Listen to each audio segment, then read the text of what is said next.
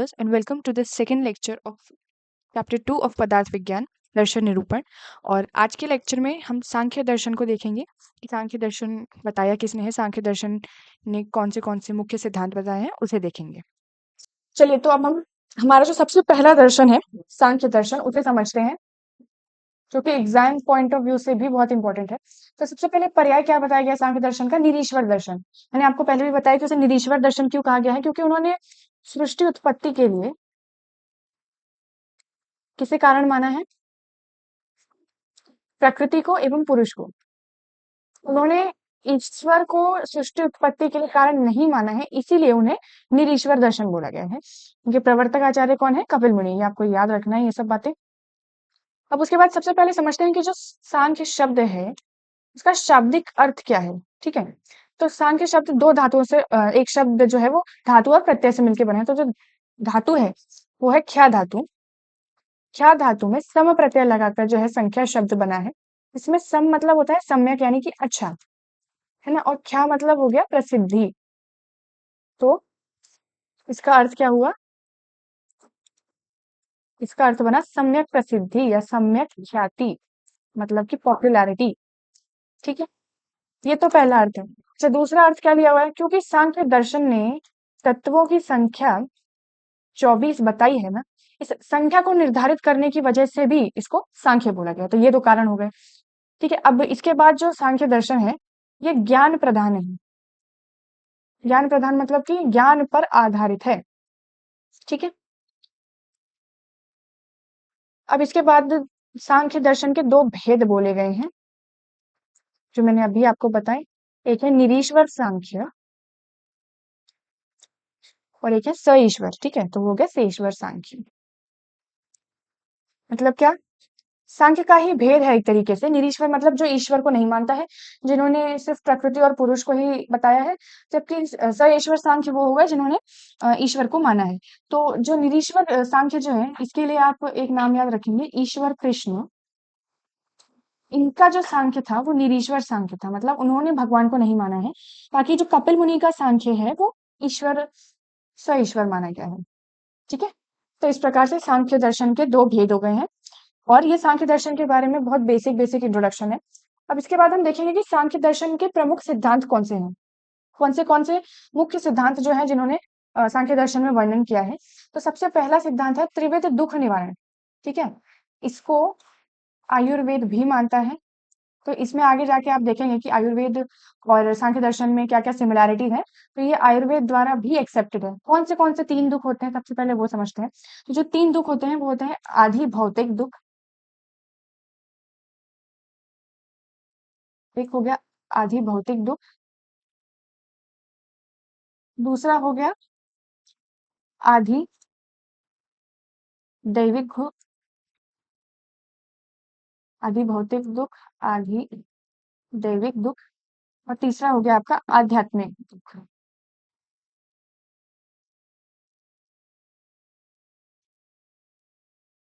अब इन तीनों में अंतर क्या है?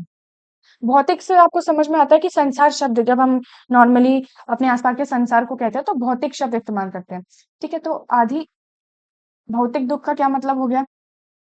जब जो आपको दुख मिल रहे हैं या जो पीड़ा प्राप्त हो रही है वो भौतिक द्रव्यों से, मतलब अपने आसपास जो भी, मतलब मान लीजिए कि आपको डंडे से मार पड़ी है ना, या फिर किसी ने चोट पहुंचा दी, तो ये जो संसार से संबंधित चीजें हैं ना जिनसे आपको दुख मिल रहा है, वो हो गए आपके आदि भौतिक दुख। ठीक है, बीमारियां हो गई, तो ये सब कैसे दुख है आपके पास? शत्रु, मान लीजिए कोई आपको शत्रु मार देता है, या मान लीजिए कोई आपको पशु चोट पहुंचा देता है, तो ये सब संसार की चीजें हैं ना।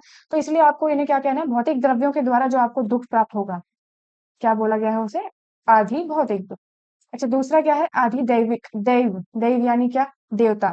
तो जो देवता के प्रकोप, देवता का प्रकोप हम कैसे मानते हैं? हम कहते हैं कि भाई भूकंप आए तो आपको दुख हो रहा है, मान लीजिए बाढ़ आ गई, है ना, तो दुख का विषय है। तो ये भूकंप, बाढ़, ये जो आदि दैवीय प्रकोप जिसे हम कहते हैं ना, उसे बोला गया है आदि दैविक दुख। ठीक है, प्रकृति से रिलेटेड जो भी है। और आध्यात्मिक दुख मतलब क्या हुआ? आध्यात्मिक दुख मतलब जब आपको मानसिक तकलीफ है, जब आप मानसिक रूप से परेशान है। ठीक है ना, ये सब किस प्रकार के दुख हो गए? ये हो गए आध्यात्मिक दुख। ठीक है, तो इस प्रकार से 3 प्रकार से दुखों का विभाजन किया हुआ है। इसमें पहला है आदि भौतिक दुःख, दूसरा है आदि दैविक और तीसरा है आध्यात्मिक दुःख। ठीक है? ये हो गया।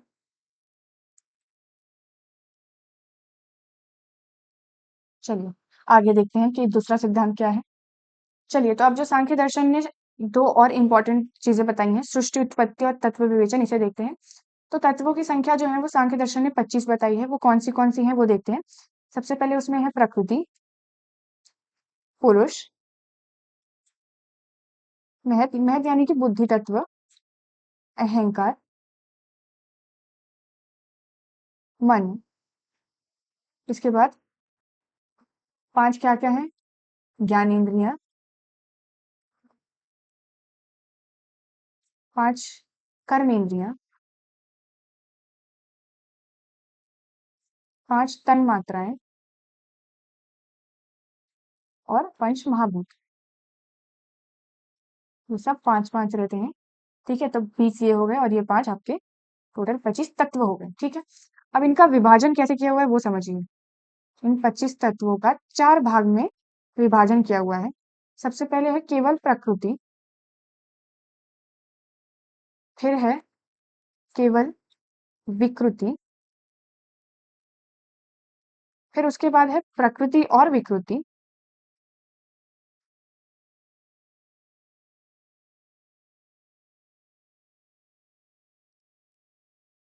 और लास्टली क्या है? सिर्फ न प्रकृति, न विकृति। ठीक है? तो इस प्रकार से इन 25 तत्वों का 4 भाग में विभाजन किया है। ठीक है ना? सबसे पहले मैं आपको बता दें, मैंने प्रकृति बता दिया क्या होती है, नेचर को प्रकृति बोला गया है। पुरुष, फिर उसके बाद महत यानी कि बुद्धि तत्व, फिर अहंकार, अहंकार के बाद मन, फिर जो 5 ज्ञानेंद्रियाँ होती हैं, 5 ज्ञानेंद्रियाँ कौन सी हैं? कर्णेंद्रिय, घ्राणेंद्रिय, जिह्वा इंद्रिय या रसन इंद्रिय उसे कहते हैं, चक्षु इंद्रिय, ठीक है? और स्पर्शन इंद्रिय। तो ये 5 प्रकार की इंद्रियाँ होती हैं, इन्हीं को ज्ञान इंद्रिय कहते हैं, इनसे ज्ञान प्राप्त होगा। ठीक है? कर्म इंद्रिय यानी कि जो आपको कर्म करने में सहायक होती हैं। कौन है? 5 कर्म इंद्रिय कौन सी है? हस्त, पाद, जिह्वा, पायु और उपस्थ। ठीक है? ये 5 आपकी कर्म इंद्रियाँ हो गई। उसके बाद पंच तन मात्राएं होती हैं, इन तन मात्राओं से ही पंच महाभूत बनते हैं।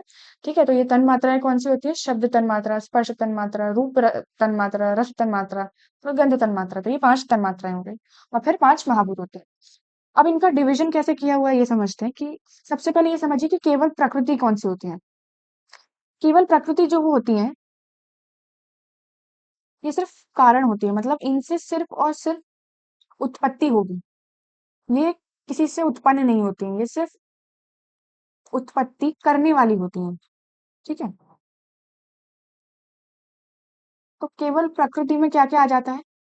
हमारे पास प्रकृति है 25 तत्वों में, वही जो है इकलौती केवल प्रकृति है। यानी प्रकृति इकलौती ऐसी है जो सिर्फ प्रकृति है, यानी उत्पत्ति करने में कारण है वो, किसी से उत्पन्न नहीं होती है, अगर आपको समझ आ रहा हो तो।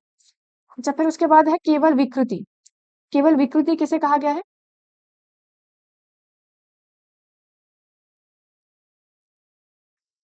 ये सिर्फ दूसरों से उत्पन्न होता है।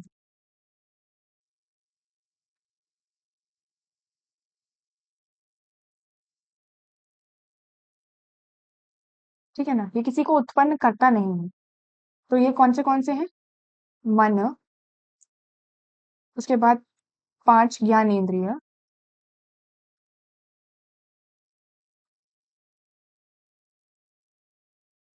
5 कर्मेंद्रिय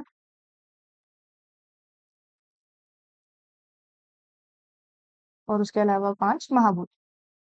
ये सब किसी ना किसी से उत्पन्न होते हैं, लेकिन किसी को उत्पन्न नहीं करते हैं। तो ये टोटल कितने हो गए? 16। ठीक है?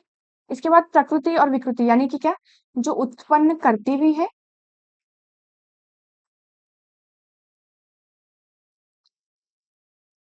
और होती हैं। यानी कि उत्पन्न होती भी है किसी से और आगे भी किसी को उत्पन्न करती हैं। ठीक है? इसमें कौन-कौन आ जाता है? महत यानी कि बुद्धि तत्व, अहंकार और इसके अलावा 5 तन्मात्राएँ। तो ये टोटल कितने हो गए? 7। और 9 विकृति 9 प्रकृति कौन है?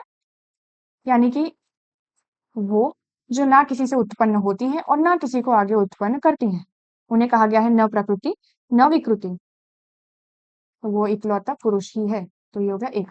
तो इस प्रकार से 16, 7, 1 और 6 केवल प्रकृति, केवल विकृति, प्रकृति और विकृति और न प्रकृति न विकृति।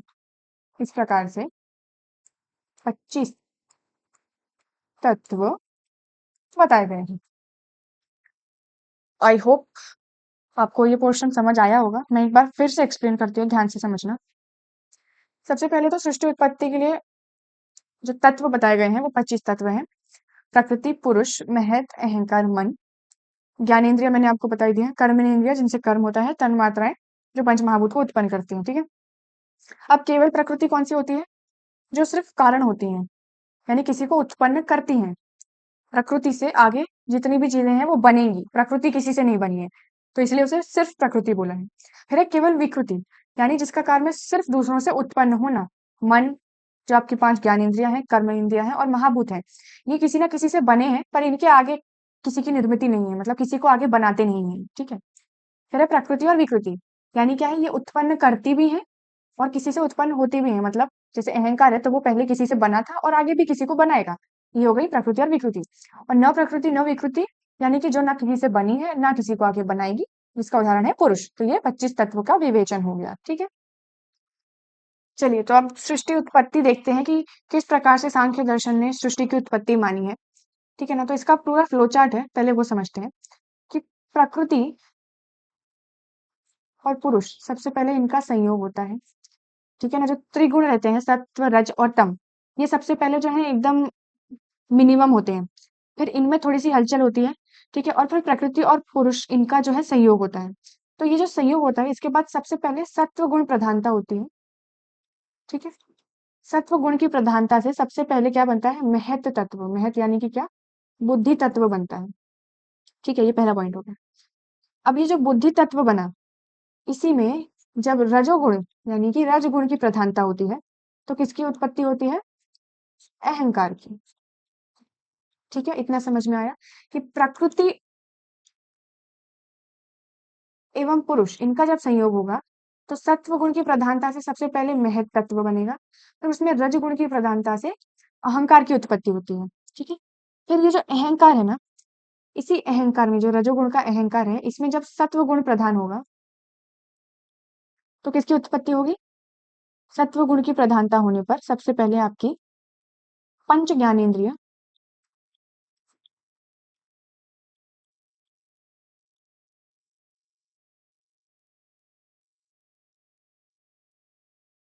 पंच कर्मेंद्रिय, पंच ज्ञानेंद्रियां हो गई, पंच कर्मेंद्रियां हो गई और मन। मैं यहाँ पे आपके लिए लिख भी देती हूँ। चक्षु यानी कि आंख, कर्ण, घ्राण, जिह्वा और त्वक। ये है आपकी 5 ज्ञानेंद्रियां। 5 कर्म इंद्रियां कौन सी हैं? तो हस्त यानी हाथ, पाद,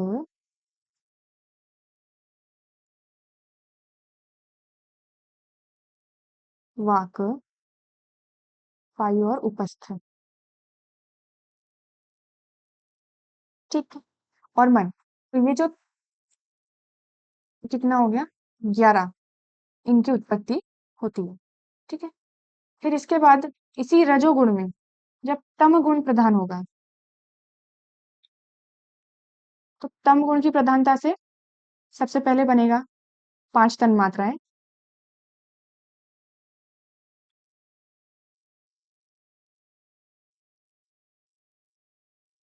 इन तन्मात्राओं के बाद तन्मात्राएं बेसिकली जो पंच महाभूत गुण को एक्सेप्ट करते हैं, जिन भी गुणों को, या गुण से अगर आप समझें तो बेसिकली इन पंच महाभूतों के द्वारा जो भी कैरेक्टरिस्टिक आप देखें कि दिखाया जाता है, उसे समझिए कि वो गुण कहे गए हैं। तो वही पंच तन्मात्राएं हैं। ठीक है। अब इन्हीं के बाद इसी में आगे पंच तन्मात्राओं में तम गुण की अधिकता होगी, तो पंचमहाभूत बनेंगे। ठीक है, पंचमहाभूत आपको पता है, आकाश, वायु, अग्नि, जल और पृथ्वी। तो इस प्रकार से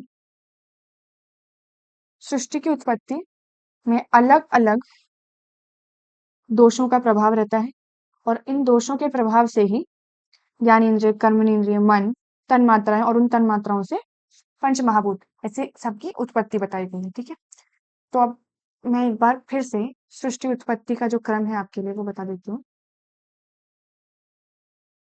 सबसे पहले प्रकृति एवं पुरुष, इनका संयोग होगा, जिससे क्या बनेगा, महत, किससे, सत्वगुण की प्रधानता से। फिर क्या बनेगा, रजोगुण की प्रधानता से अहंकार, है ना। अभी अहंकार जो है वो तीन प्रकार प्रकार का बताया, सात्विक, राजसिक और तामसिक। तो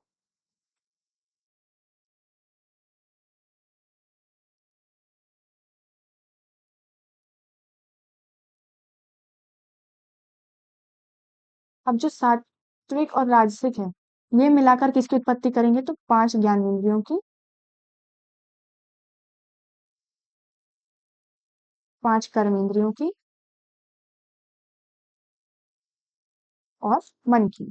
ठीक है, राजसिक और तामसिक ये मिलके क्या बनाएंगी, तन मात्राएं। कौन सी, शब्द, स्पर्श, रूप, रस, गंध।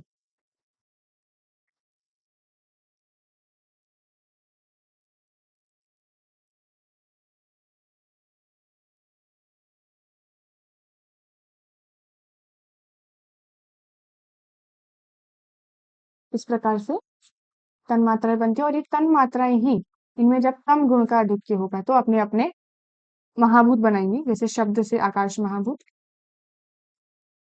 स्पर्श से वायु, रूप से अग्नि, रस से जल, एवं गंध से पृथ्वी। ठीक है, तो ये टेबल, ये जो सृष्टि उत्पत्ति की टेबल है, ये बहुत बहुत इंपॉर्टेंट है, ये बहुत अच्छे से याद करनी है, वाइवा वो पॉइंट ऑफ व्यू से भी उतनी ही इंपॉर्टेंट है। ठीक है, अब सृष्टि उत्पत्ति एवं तत्व विवेचन को ही आगे, प्रकृति हमने पढ़ा, पुरुष हमने पढ़ा, तो अब प्रकृति और पुरुष जो है, इनमें सिमिलैरिटीज क्या है, डिफरेंसेस क्या है। ठीक है, इसको समझते हैं। तो दोनों में सिमिलैरिटीज क्या क्या बताई हैं पहले। सिमिलैरिटीज बताई हैं, पहला सबसे बताया कि दोनों आदि अंत रहित है, मतलब कि ना उनकी उत्पत्ति हुई है ना उनका विनाश होता है। ठीक है, आदि अंत रहित है। दूसरा पॉइंट क्या दिया है, दोनों निराकार है, मतलब कोई आकार नहीं है उनका। और तीसरा पॉइंट क्या दिया है, दोनों सर्वगत हैं, सर्वगत मतलब पूरी पृथ्वी व्याप्त है, सब जगह पाए जाते हैं। ये दोनों में सिमिलैरिटीज हुए। चलिए, तो अब हम जो आखिरी पॉइंट है वो कवर करते हैं कि सृष्टि उत्पत्ति और तत्व विवेचन में प्रकृति और पुरुष के बीच में क्या क्या डिफरेंस दिया हुआ है। ठीक है, तो सबसे पहले देखिए, पहला पॉइंट क्या है कि प्रकृति एक है और पुरुष क्या है, अनेक है। ऑब्वियसली प्रकृति एक है और पुरुष या जीवात्मा जो है वो अनेक कही गई है। दूसरा पॉइंट है कि प्रकृति त्रिगुणात्मक है और पुरुष जो है वो त्रिगुणात्मक नहीं है, यानी कि जो सत्व, रज और तम, ये जो तीन गुण कहे गए हैं, सत्व, रज और तम, ये प्रकृति में देखने को मिलते हैं, लेकिन पुरुष में ये त्रिगुणात्मक गुण नहीं रहते हैं। उसके बाद प्रकृति अविवेकी है। अविवेकी मतलब क्या होता है, अपना अच्छा बुरा समझने वाली। तो प्रकृति जो है उसे अपने अच्छे बुरे का ज्ञान नहीं है। ठीक है, लेकिन पुरुष में विवेक, यानी कि अच्छे बुरे की समझ, चेतना तत्व होता है।